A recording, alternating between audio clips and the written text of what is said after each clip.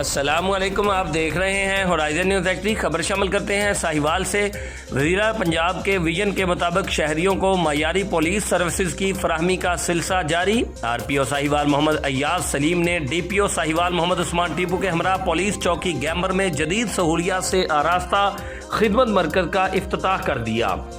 ساہیوال وزیر اعلیٰ پنجاب کے ویژن کے مطابق شہریوں کو پولیس سروسز کی بروقت اور آسان فراہمی کے لیے ساہیوال پولیس کی جانب سے عملی اقدامات کا سلسلہ جاری ہے۔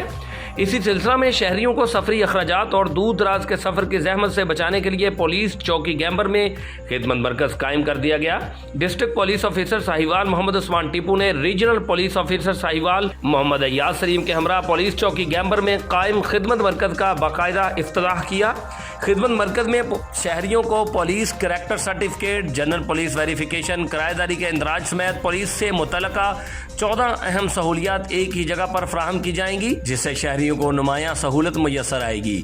افتتاحی تقریب میں معززین علاقہ اور صحافی حضرات کی کثیر تعداد نے شرکت کی۔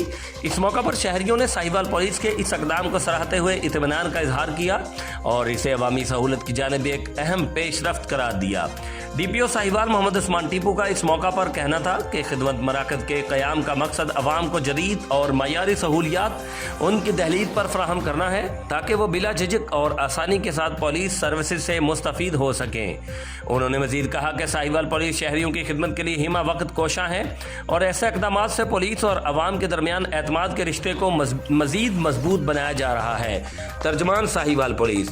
رپورٹ اوشدا جٹ، regional bureau chief Sahiwal, Horizon News ایکٹی، پاکستان۔